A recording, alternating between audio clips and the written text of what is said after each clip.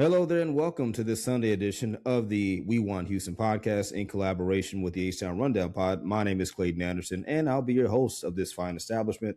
I'm also covering the Houston Texans as a side expert for Torrid Times of Fansided. Joining me today is a very special guest, a man I respect and admire very much so, a man of culture, diligence, meticulousness. He is the host of the Touring the AFC South podcast, Mr. Mike Patton. Mike, thank you for joining me, sir. How are you doing on this Sunday? I'm doing great. How are you doing? I'm all right, man. I'm all right. About to cook for the family a little bit. So doing that, pulling double duty. Just tearing up for these Knicks fans, like we discussed off stream. So shout out to them. Winners of game 5, 94-90 versus Spurs. If the Knicks can do it, we can too. Right. So, but anywho, we're going to jump right into it. So Mr. Mike, I got a little bit of a bone to pick with you, sir. So, first of all, thank you for answering my questions on your Touring the AFC South mailbag. That means a lot. So I threw you a question about the Tennessee Titans, right, and about Wan'Dale Robinson and Cornell Tate and what they would contribute to the Titans receiving corps. What I was not expecting was the additional commentary that you had on your kind of impromptu rankings.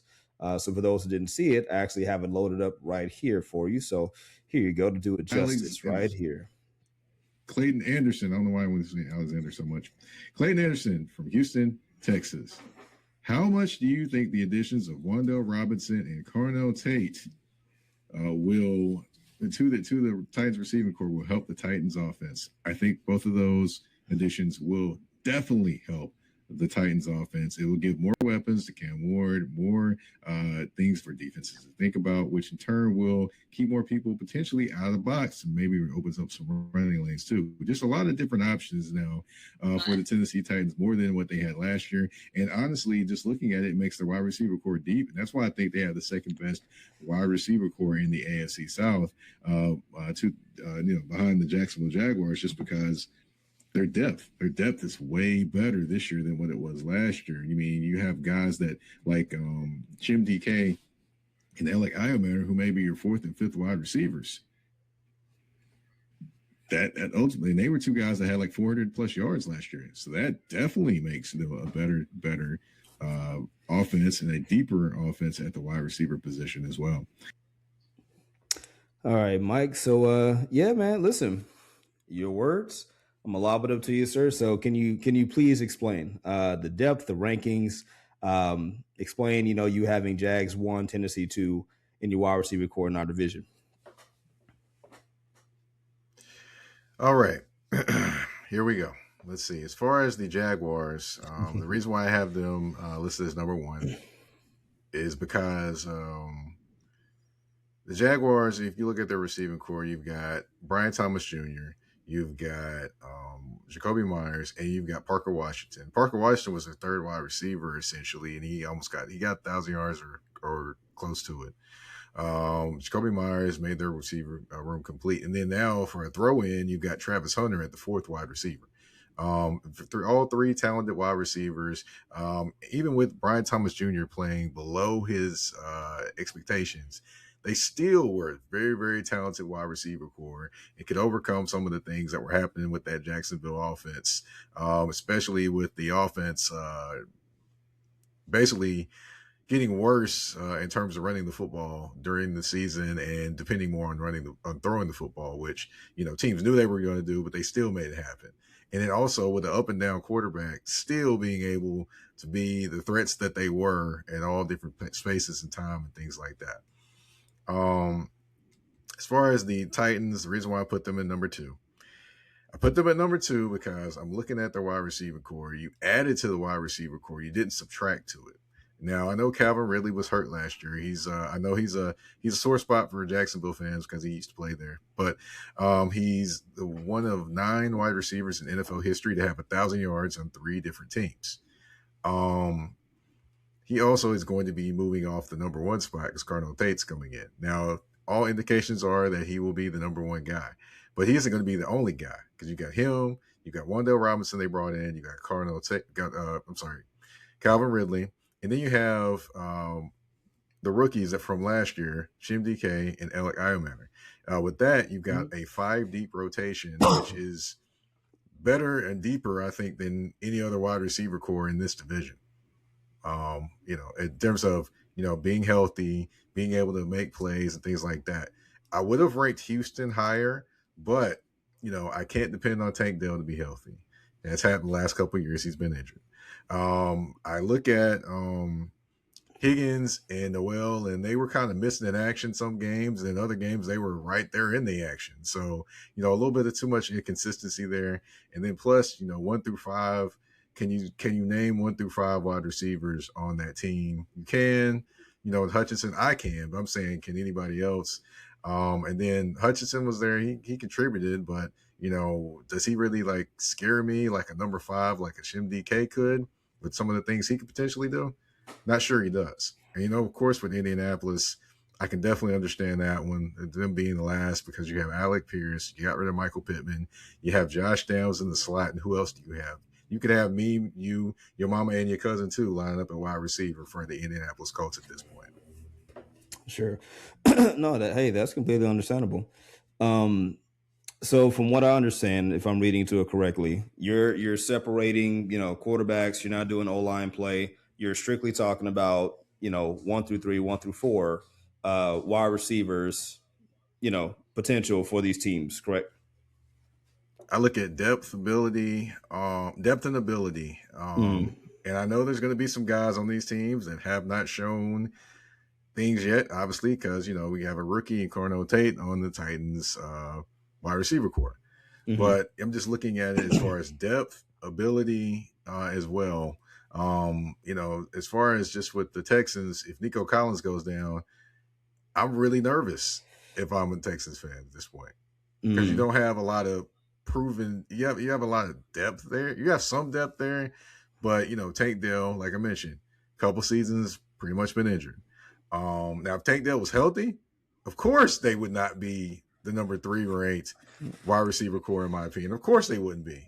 But I can't trust Tank Dell's health right now. That's why. That's why I put them at 3. That would make a whole difference if Tank Dell was healthy. Sure. No, I understand. Look, I had to think about it. I said, okay, let me be objective. With Jacksonville, even without considering Trevor Lawrence and Liam Cohen, 1-3, Parker, BTJ, and Jacoby, that's a more than solid 1-3.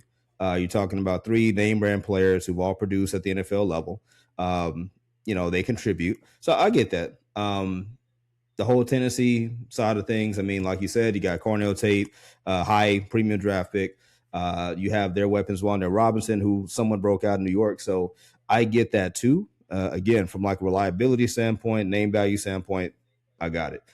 The Texans, I'm not going to say all they have is Nico, but, if you're just talking about name brand and quality, Nico Collins is your only established, multi-time Pro Bowler who you can somewhat depend on. And like you said, though, if he goes down, then what, right? So I completely understand that. And that's where I'm trying very hard not to factor in the play calling or O-line and stuff like that, because that's not your point. Your point is just straight up receiving cores who you're picking.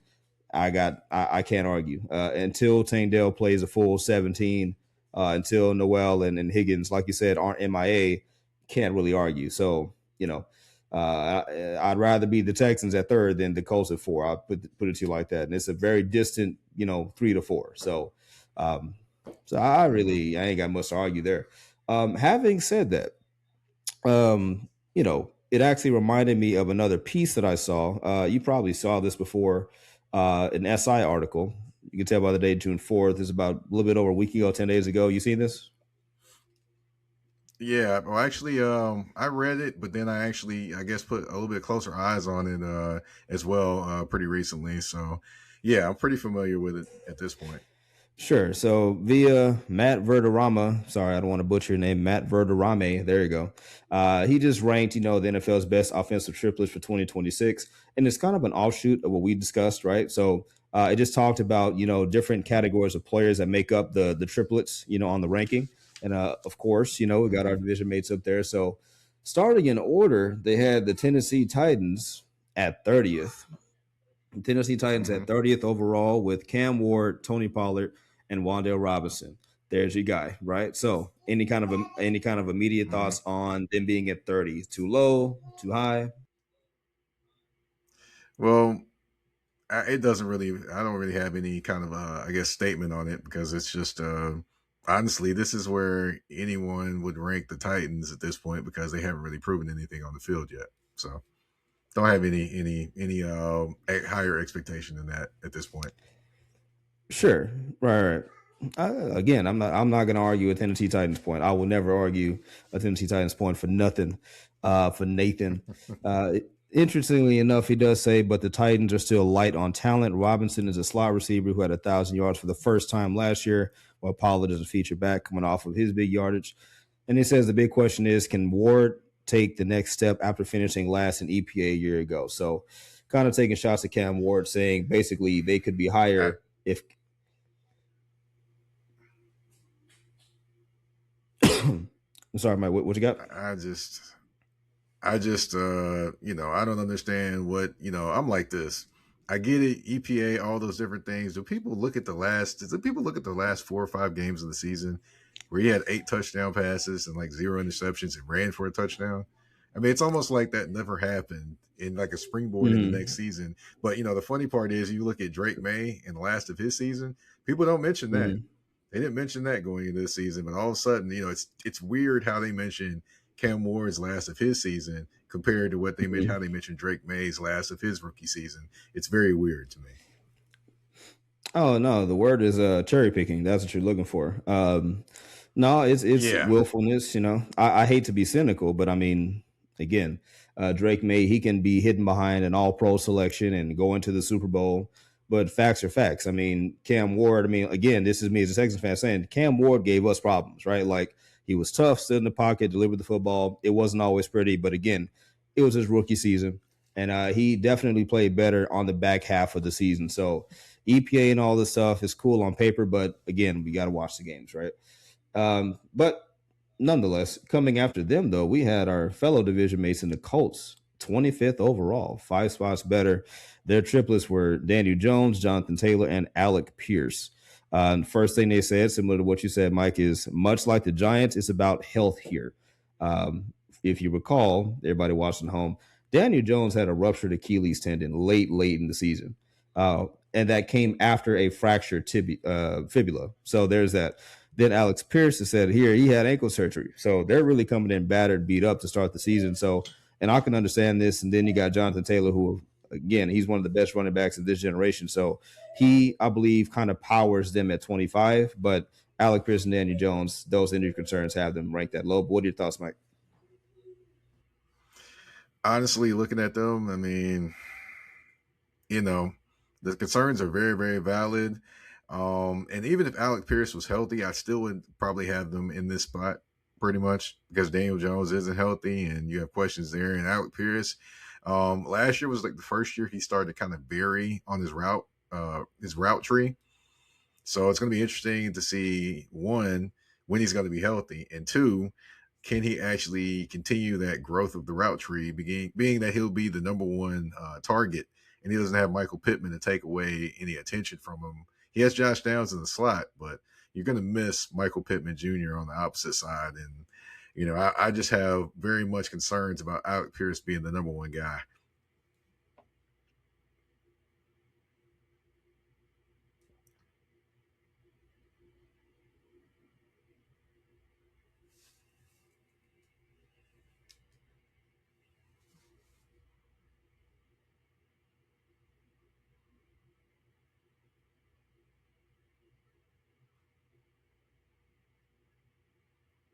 I can't hear you. Oh man, here you go. Why was I muted? Okay. No, so what I was saying was with Alec Pierce, to your point, no longer having Michael Pittman there, it's a lot easier to focus in on what he's doing. Even though he's a quality deep threat, that's still taking away another weapon that can kind of take defensive pressure off of him against defenses like the Texans, against the Jaguars improved unit, against many other teams. It's just a lot easier. So we'll see. And plus, again, you have the Daniel Jones factor where, yeah, he came out and he helped to lead really what was looking like a historic offense through the first 5 to 6, 7 weeks of the season.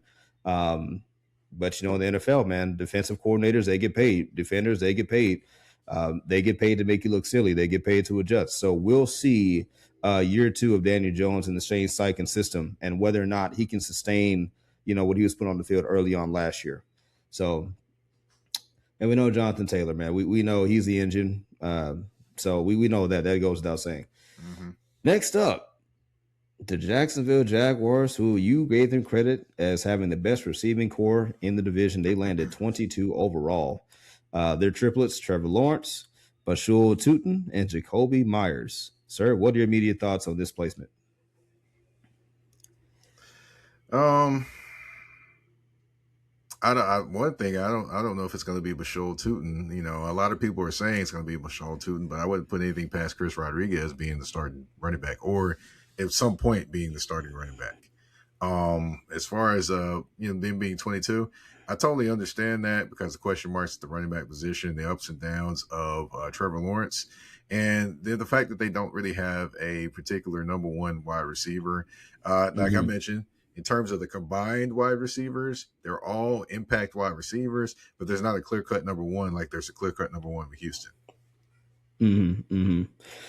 No, I mean, basically, you verbatim kind of said Matt's point at the bottom there, talking about, Parker and Bryant and Myers, and can any of them become a clear top-tier wideout, right? So there's that. So a lot of mouths to feed. Now, my personal point, which is what I agree with Matt, we got to remember they lost Travis Etienne. Travis Etienne. They lost a 1,000-yard rusher. They lost a guy who can catch the ball out of the backfield. I think that's a sneaky, underrated loss if you're Jacksonville that they did not replace. No disrespect to Tootin. So we'll see. And again, similar to Daniel Jones in Indianapolis, I asked you on the mailbag some time ago, Trevor Lawrence, are you looking at him this season to see what he does? I think you are. I think you're looking at Trevor Lawrence in year 2 of Liam Cohen, and you're asking, okay, can he do it again? Right? Like he had a very strong back end of the season. What did Matt say here? That Trevor Lawrence, he threw for 15 touchdowns against 1 interception over his final 6. So that's great production. Can he do it again? Can he carry that over into a brand new season? We'll see. But the one that generally shocked me is the fact that the Houston Texans landed at 14th, which by the numbers, that puts him above average by 2 spots. Triplets are C.J. Stroud, David Montgomery, and Nico Collins. Very interesting to me. Even though David Montgomery has not played a down of Texas football yet, they still have him up there as completing that triplet. And the very first line says here, we're putting our faith in Stroud, who despite playing with a porous offensive line for much of his first 3 seasons, has helped the Texans reach the divisional round each year. So, Mike, agree, disagree? What are your thoughts? Too high, too low? I still think a little too high because you're still trying to figure out C.J. Stroud. Now, I will say, C.J. Stroud had an interesting season. Trevor Lawrence had a up and down season. So, in terms of that, I would say probably Trevor Lawrence had the better season than C.J. Stroud last year. You got David Montgomery coming in, who's never ran in this style of offense.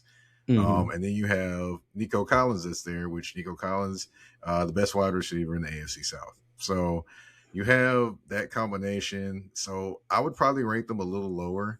I would say them and the Jaguars should actually be closer as opposed to where they are right now. They should actually be closer than what they are, to be honest. Right. No, to your point. I mean, that's what all the odd makers kind of say. If you pull from like FanDuel and sites like that, the projected winner of the AFC South, I mean, you're always going to see Texans, Jaguars, kind of together like this, maybe even flipped, because I do believe, like the evidence shows, they're going to be probably the top 2 dogs of the division, and therefore, the rosters are going to kind of match up very, very closely. So, for me as a Texans fan, again, when I see this description, that last sentence, if Stroud can find the best version of himself, he and the Texans are Super Bowl caliber. That literally is the ending point for so many think pieces on C.J. Stroud and the Houston Texans. It's C.J. Stroud, can he rediscover any type of his rookie form? That offensive line, can it hold up? Can he open up holes? David Montgomery, can he stay healthy? I mean, heck, we watched an entire 1,000-yard running back in Joe Mixon's leg evaporate, I guess. We still don't know. There are just so many things about the Texans that are dependent on health, and ifs, right? So, you have to hold that against the Texans until they prove it, until so many players can play a full 17 or at least 15, until some of those players can play a full playoff season. You kind of have to put that asterisk next to them. But make no mistake, that defense is top tier. If they stay healthy, you have a Super Bowl defense. Therefore, you don't really need a Super Bowl offense. You really don't. Like, if you do just enough, you'll be just fine. But yeah, so enough of my diatribe on that. But switching gears for a second, Mike. So we're just now exiting out of OTAs and minicamp. Mike, are there any things in particular, any nuggets that you have kind of been picking up, in this kind of intermission period heading into training camp in July? Well, I've definitely been picking up what Sauce Gardner's been putting down. He actually was talking to the media and saying he wants quarterbacks to come at him. Now, that was pretty interesting for him to say that. He's feeling pretty confident, obviously. And I'm interested to see what he does with all the smoke that comes his way. So that was pretty interesting. And it tells me that he's feeling pretty confident in the work he's put in this offseason, which, I hope it is more technical work as opposed to the physical work. The technical work is the biggest thing. If he got his technique down to a science in terms of not stepping in the bucket. For those that don't know what stepping in the bucket is, it's basically where you're coming out of your break slow at times. And then also the biggest thing is when he's jamming wide receivers, sometimes he'll open the door where he'll basically move one side to the other, and he'll actually give them a freer release at that point, or he'll be too aggressive in his jam and he'll lose his leverage that he has. So if he's worked on those things, I can see Sauce Gardner having a comeback season. Now, if he doesn't, and he's just doing the same usual 1-2 step, then it could be some problems because it isn't like Sauce Gardner can go play safety. He doesn't have that type of build. So saw that. Cam Ward's accuracy, that's a big source of topic in Nashville. That's true. People, you would think people do not know that this is practice. Practice is where people try things in practice to perfect them for the game. And of course, there's going to be mistakes in practice. That's what happens. But of course, people are going. To me, people are going way overboard with accuracy issues in practice. But that's just me. Of course, the Houston Texans have been putting out videos every now and again of Tank Dell with his helmet on and his jersey on and things like that. So they're making me think about Tank Dell a lot. The Houston Texans are. So I'm like sitting there thinking to myself, is he healthy? Is he doing things on the field? Which I saw him on the field coming out in a few breaks and things like that. So it looks like he's kind of getting back in the mix. So that's something to monitor. And then of course the big talk in Jacksonville is Brian Thomas Jr. And the rebound season from the first season from the second season to this season. So a lot of people are keeping eyes on him, and the trade rumors that people are throwing out there, which I don't think are real, by the way. So it's just interesting just to watch all the talk about him and people with all their eyes on him during this off season. Right. No, very succinct. No, and I agree with each and every one of those points. Absolutely. I'm going to work backwards on what you said. So the BTJ thing, yeah. I mean, you're seeing him catching balls in practice. Guys are excited and like, oh my gosh, he's figured it out. Again, it's practice. It looks good in shirts and shorts, whatever. Yes, I'm also privy to these trade rumors and where could he go? Where would he not go? Look, regardless of what you want to say about BTJ, I mean, he was a premium pick, you don't give up on a talent like that. You just simply don't. Like, it's bad practice. Unless you request a trade, unless he truly just bombs out of your system, you do not just punt on a guy like BTJ, who can be like, who's been a Texans killer before. He was a key piece as to how we lost. What was that in week 3, 17-10? Catching that ball on that slant, I think, or something quick, and he took it down the field. So, he's a guy who can make plays. When he gets the ball in his hands, he's just had a funky drop issue for whatever reason, but he is better than that. I think he was just simply mental. And I think that BTJ and the Jaguars have a beautiful opportunity to benefit one another with the team's confidence in him and him just not being disgruntled. I think they might have something with BTJ. Again, it hurts to say that, but he's talented. I'd rather have BTJ than not. So I'll say that. As far as, excuse me, sorry. As far as the Colts go, I mean, look, they have so many questions. So many questions.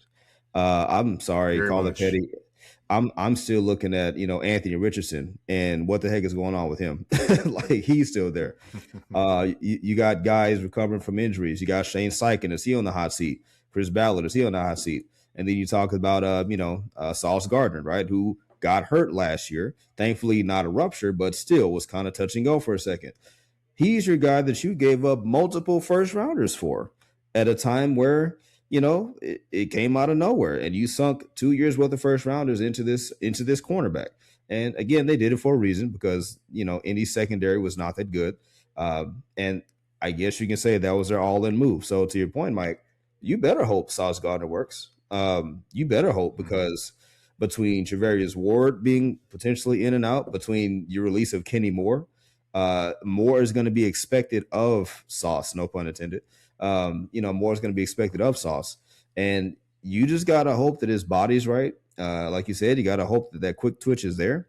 Because if that doesn't work out, attention goes right back to Ballard and the fact that you spent 2 years worth of first rounders on a cornerback that may not pan out for you. On top of that, your quarterback situation. On top of that, it's Jonathan Taylor's final season under contract. There are just so many things that are percolating with the Colts. So we'll see. As far as I'll throw one more at you. Oh yeah, go ahead. Quentin Nelson also contract time for him too. Yeah. See, the Colts. Yeah, that sucks, man. And because if you look at the metrics, look at the projections, they don't project to do that well. They truly don't. Have you seen their first 3 games? Mm-hmm. I haven't, but if I'm Colts fans, I'm probably covering my eyes right now. Look, man, hold on. I got you right here because I've heard people talking about it on CBS, HQ Spotlight. Shout out to them.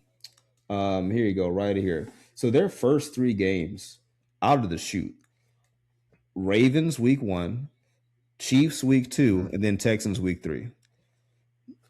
Have fun with that, bro. Then on top of that, you got the Commanders week 4. Jaden Daniels should be back. Steelers week 5. That's an AFC playoff team. And then you got the Titans, who might be better. So literally, theoretically, they could start off 0-3 to 0-5, depending on how bad things go. So again, this is not dunk on the Colts time. It's just a lot. Like if there's any team in our division that had like the most going on that probably is going to go bad, is going to be Indy. After that, Titans, man. I saw it. The inaccuracies and all the stuff. Look, man, like you said, it's practice. It's shirts and shorts. It is what it is. They're integrating all these new pieces. I think Cam Ward's going to be fine. His biggest thing for me is his processing, situational game management. Will he fall victim to the hero syndrome that has bitten so many young quarterbacks? Or with Brian Daboll's help, can he mature enough to understand, like, while you have these shiny weapons, you don't have to carry the load like that. You can save your body. You can depend on your playmakers and stuff like that. So, we'll see with that. And then with the Texans, like you said, Tank Dell. That's the biggest thing there. It's just a lot of guys nursing injuries. Marlon Klein, their surprise second rounder in the 59th overall. There's that guy. So it's just a lot of the ifs for the Texans. So with Tank Dell being paramount. So, but with that being said, Mike, we're going to just, kind of wrap it up in a second. So that leads me to the biggest question remaining for each team heading into training camp in July. So, Mike, I'll toss it over to you, sir. So I'll give you a team name. What is the biggest question that you would have for that team? Let's start off with the Tennessee Titans. Oh, the Tennessee Titans. Can we finish close games? Well, that is one thing that's that's going to be looked at. They went 2-5 in games with 10 points or less in terms of losses last year. If they can turn that around, maybe go 5-2. It makes them look a lot different. Also, what I would mention is, what also is involved in winning those close games is culture. They've got to establish a culture. They have not established a culture under previous coaches. Robert Saleh comes in with a plan. Can they establish a culture that kind of ties into the close games things and winning close games? All right. That's Titans. Let's go with the Texans. What's the biggest question for the Texans, Mike? CJ Stroud. CJ Stroud's growth in the second year with Nick Cali. Can those two get on the same page and produce a better CJ Stroud? We're going to see different things go on through training camp, different things through the preseason. We're probably not going to see all the things in the preseason, of course, obviously, because they're not going to play a ton. But we're going to need to see, some things. I'm pretty sure the reporters and those that cover the team in Houston will be keeping an eye on the progress of CJ Stroud and just kind of, I guess, the mental aptitude and just how he kind of is carrying himself throughout this preseason going into the regular season. Sure, and I'll piggyback off of that. With me, CJ Stroud, he just has to mature as the decision maker. The talent is there. Mm-hmm. We know he's shown it before. He can give you the deep ball. He can hit the short to intermediate. He can hit the tight window throws.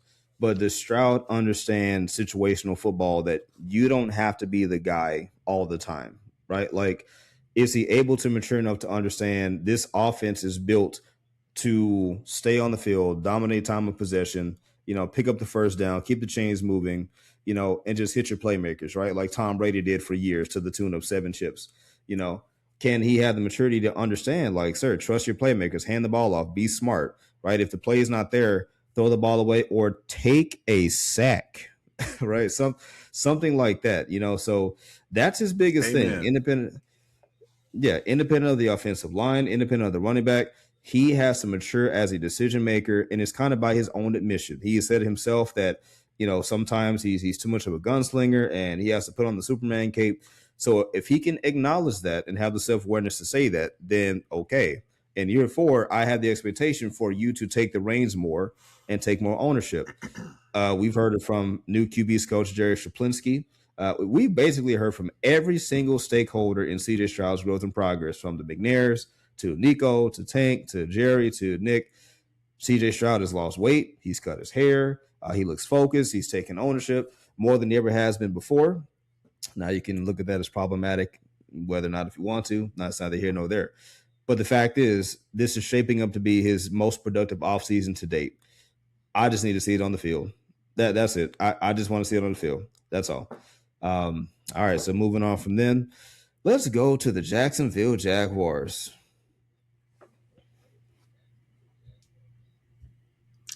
All right, as far as the Jacksonville Jaguars, who replaces Devin Lloyd? Is it going to be Ventrell Miller or is it going to be Jack Kaiser, the second-year linebacker out of Notre Dame? That is something to keep up with, along with, of course, the loss of Travis Etienne. Of course, Devin Lloyd was another big piece that they lost. He was their defensive MVP at one point throughout this season. So last season, I'm sorry. Yes. No, absolutely. No, Devin Lloyd was a monster. So I'll throw you a follow-up. So if you had to pick out of losing Travis Etienne and Devin Lloyd, which one of those two had the potential to be the biggest loss for Jacksonville? Well, if you let Jacksonville fans tell you that, they'll tell you that Devin Lloyd was having a breakout season because he was a free agent and they weren't sure whether he could do it again, and that Travis Etienne was somebody replaceable. So they'll say that without, but to me, I think Devin Lloyd's going to be the hardest one to replace, and that's the one that they needed to keep. Contrary to what Jacksonville Jaguars fans will probably tell anybody, but yeah, I definitely think it's going to be the hardest one to replace, and that's the one that they should have kept. You said it right there. Small market activity. There you go. I'm kidding, Jacksonville fans. I'm kidding. Not really. But you hear stuff like that. That's the classic, like saying stuff about players who leave, instead of just, being thankful or acknowledging the talent that they have, or whatever the case may be. It has to be something, right? Like, oh, he's replaceable. He's fine. Or, oh, Devin Lloyd, he just wanted the money. He's going to be a bum. Yeah, sure. Okay. But on your team, you lost a 1,000-yard rusher. On your team, you lost an all-pro level season out of Devin Lloyd. That's a big deal. At a time when you're supposed to be ascending, you want to prioritize as much stability and consistency as possible. The fact that you take not just one, but 2 pieces, and then from each side of the ball, that's problematic. That's an issue. So I wouldn't be shocked at all just to see the absence of Lloyd and the absence of HN really being a problem for Jacksonville. And don't be shocked if they make a trade or two, at the trade deadline as a result of this kind of thing. So we'll keep an eye out for that. Last but not least, the Indianapolis Colts. Mike, what is your biggest question about the Blue Horsies? Who's going to step up and be the third wide receiver in that room? You've got Nick Westbrook-Ikhine they brought, which Nick Westbrook-Ikhine used to play for the Tennessee Titans, had a splash season a couple years in a row, then went to Miami and went in the witness protection program. Now it's going to be interesting to see what he can do for the Indianapolis Colts. You have him. You have and honestly, who can you name after him at that third wide receiver spot? So that tells me a lot about the wide receiver core in the Colts. And I got a bonus one for you too. Who's going to be the dominant pass rusher off the edge? Now, Laitu Latu has been billed as that guy for a while. Then they drafted a guy from Ohio State that went missing in action his first year. So, who's going to be that guy? The Colts still have not answered that question on the edge and have been trying to answer it for a couple years now. Yep, very insightful. Told you guys, very insightful. He does his research. He's played the game too. Just by the way, just letting y'all know. I don't know if y'all know that or not, but Mike Patton, he's played the game. So there you go. Well, sir, I appreciate that. All right, to the college level. By the way, don't not at the NFL level, y'all. Hey, that's not the narrative. Shush. No. But no, man. So before I let you go, man. So let's just do this quick bonus wrap up. Let's go ahead and call it right now. 1 through 4. How do you think the division will pan out? I'll start, then we'll finish up with you, sir. So starting at who's going to finish fourth in the AFC South. Give me the Tennessee Titans, man. I still think that they were in such a hole last year. It's just really hard to go from worst to first. The Texans have done it, so it's possible. Many teams have done it. But again, in an increasingly competitive AFC South, as well as in the AFC as a whole, it's hard. I can see them winning maybe 6 games, 7 games, something like that. So they'll improve by a few games, but they'll still be bottom of the barrel in the AFC South. At 3, give me the Colts. I think the Colts are the ones who are most primed for regression. As we said, their schedule is brutal to start the year. Injury concerns, pass rusher, wide receiver, Sauce Gardner, just so many question marks about that roster. I really believe last year was their go-forward year. And the fact that they missed so hard and really had nothing to show for it. They ended the season on a 7-game losing streak, right? So I just think it's going to be one of those hangover situations where, and honestly, the more I say it, I kind of want to flip my choice and put them at 4th and put Tennessee at 3. But I'm gonna respect what the Colts put on the field early last year and keep them at 3. But again, if they flip flop, that could happen. As far as 2nd, Jacksonville, I need to see them do it again. I need to see Trevor Lawrence do it again. I need to see them prove it under Liam Cohen. Were they a flash in the pan, or did they really find something? And with the losses of Lloyd, with the losses of HN, I just think that those kind of losses, when you're trying to ascend and stay at the top of the division, when you only beat the Texans by 1 game last year, it wasn't like you just ran away with the division. I think that's going to hurt them in the margins, which leaves the number 1 spot being for the Houston Texans. I just think the Texans are hungrier. I think that, look, it's a Super Bowl or bust kind of year. Will Anderson said it. He's led the charge on that. They believe they got the guys. They have the talent. They just have to play the games, right? You got the defense. Hopefully you stay healthy, do some stretches, ice up. Offense, do your thing. And a piece I just put out a few days ago talked about, their penalty issue and how that's a very underrated reason why, I believe that they have not gotten out of this immature phase. If they can cut down on penalties and, and self-inflicted wounds, that unlocks a whole nother level of dominance or ball control that the Texans have yet to access. So all things considered, I got Texans number 1, Jags number 2, Colts 3 with an asterisk, and then Titans 4.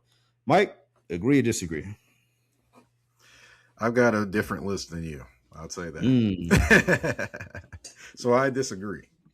But it's probably going to throw you off just a little bit, this list. Okay. All right. I've got the Indianapolis Colts at 4. They've got too many questions that need answers. Then you're not consistent at the quarterback position because Daniel Jones has never played a full season at quarterback. You have a lot of questions at the wide receiver room. Mm. Now, I know the defensive back, you've got Ward on one side and Sauce Gardner at the other. You're a little young at safety, potentially. And at the linebacker position, you're very young because you drafted a couple linebackers to come in and play. And then on the edge, you still have some questions there. Couple that with the injuries, the offensive line, Alec Pierce, you don't know when he's going to start playing. You've got a lot of things to think about when it comes to the Colts. So, yes, I've got the Colts at 4. At 3, now here's where it's going to throw the wrinkle at you. Uh-oh. I've got the Jacksonville Jaguars at 3. Now, This is the reason why I've got them at 3. The reason why I have them at 3 is this. Look at the history of the Jacksonville Jaguars. Name me a time when they have had back-to-back seasons where they have done well. The last time that happened was when Mark Brunell was quarterback, Jimmy Smith was a wide receiver on one side, and Keenan McCardle was on the other. Other than that, they've had good season, then bad season, bad season, bad season, good season, then bad season, bad season, bad season. So in following in that pattern, this season is probably going to be a season that they might not like to see as, Jacksonville fans. Or it could be a season where they're good. It's just everybody's good and, there's maybe a game separating everyone. So, and also defensively, I'll point out, last year they were a team that got a lot of turnovers early on and things like that. And they were number 1 against the rush as well. And they were a top 5 rushing team within the first 5 games. Got to also remember they fell off on that rushing attack. So it got more put on. Trevor Lawrence is back. He had his struggles and then he showed up. Defensively, I don't depend on them getting that many, those types of turnovers again. And then also rushing, they probably will not lead the league in stopping the run game this year again, like they did last year. So they'll probably fall back in that one. When they fall back in that one, of course, that puts a little bit more pressure on their defensive backs as well. So, it'll be a little bit of a systematical type thing or type fall for them. Not saying they're falling like completely off the map, but they won't be as good as they were last year. And I think with that combined with the Titans being better, I think that puts me with the Titans at the 2 spot. Man. The reason why I have the Titans at the 2 spot is this. I look at the multiple weapons that they have. I look at their actual offensive line that got better within the last 5 or 6 games of the season, which no one talks about. They're 3 of the 5 of their positions are probably pretty solid right now. Dan Moore, for as much as people talk about him, he actually had a solid close to the season. So did J.C. Latham, who was the other tackle. So did Peter Skoronski the entire season, who's in line to get a big-time extension, as well as one of the best offensive guards in football that nobody talks about. The only other question is center and guard, and plus they drafted Pat Guggen, the center from Indiana and Notre Dame.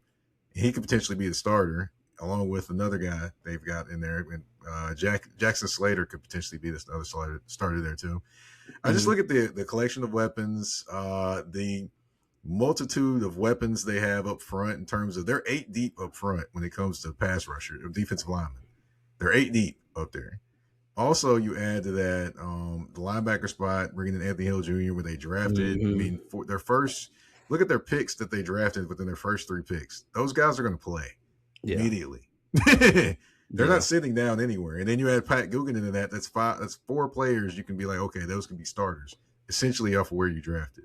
And then the additions were essentially where they needed with cornerback, wide receiver, and places like that. So I think with that, I think they will ascend in this division and they will be in the 2nd place. Now, I think they'll be somewhere between 8 to 10 wins, basically. Wow. The Tennessee Titans. Yeah.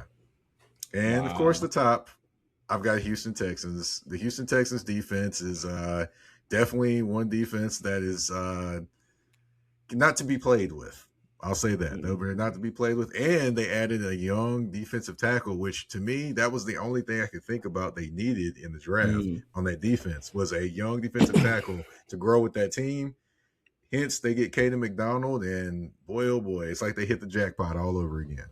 They added offensively with the offensive tackle, Braden Smith. They brought in Wyatt Teller. I mean, I like what they're doing. I just need one of the wide receivers that are there to step up alongside Nico Collins, whether it's Tank Dell being healthy, Jaden Higgins stepping up, or it's Jalen Noel. One of those guys have to step up and be the guy opposite Nico Collins. If that happens and CJ Stroud is getting it going, yep. Houston might be not only be like Ben Troop said on my show this week, or this past week. He said they could not only be good enough to win the AFC South, they could be Super Bowl contenders at that point. Hey, man, you ain't got to sell me. You ain't got to sell me. I like it. No, man, like you said, it's a lot of ifs with Houston. But again, if 80% to 90% of those ifs are satisfied, you can comfortably put them in the upper echelon of AFC teams, especially now when a lot of teams are regressing. The Baltimores are kind of taking a step back. Kansas City's battered. They're taking a step back. Jacksonville, you just said, the Colts. So all these AFC superpowers are coming backwards. Now is the time. If you're going to do it, if you're anybody in the AFC, to go do something, now is the time. So then on top of that, let's not forget, no disrespect, they got Reed Blankenship too at safety. Like after we tried the CJ Gardner-Johnson thing, that didn't work after 3 games. They brought in, Reed Blankenship, who is just a high IQ player. He fits in well with the culture and climate. He knows what the defense is supposed to do. You mentioned Caden McDonald. You're talking about depth at linebacker with Aiden Fisher and Wade Woodaz. Then you got the re-inclusion of Jalen Smith and Jalen Reed. Last year, the rookies who were kind of hurt throughout the year, but still made some plays, got some, their teammates are excited to have him back. On top of that, you got Kamari Ramsey. So it's just, they've done nothing but add in the trenches and in the margins and in the details. If any of those things hold up, like you just said, man, the Texans should be a force to be reckoned with. But with that said, Mike, I'm going to get you up out of here, man. I thank you once again for joining me at the We Won Houston podcast. Mike, tell the people where they can find you at, sir. Well, you can find me on the artist formerly known as Twitter, which is what I always say. You can find me on the artist formerly known as Twitter at Mike Patton 82. That's MikePatton 82. And if you want to find me on Instagram and Threads, you can find me there at that's THA, not THE, _general_MP. And of course, touring the AFC South on all listening platforms and on YouTube as well at the Mike Patton Network. Yeah, he's being very modest. Y'all got to understand, Mike Patton, he's a very multi-talented individual. Check out his ex. He does a lot of things, multiple podcasts. I think, correct me if I'm wrong, but current member of the Pro Football Writers of America, too? Yes, sir. There you go. So, again, very accomplished, very hardworking guy. Pleasure working with you, sir. It's been an honor, sir. Now, we should do it again sometime. Yes, sir. Just let me know. All right, man. Hey, take care. Have a good Sunday. And I guess go AFC South. We'll do it that way. Yes, sir.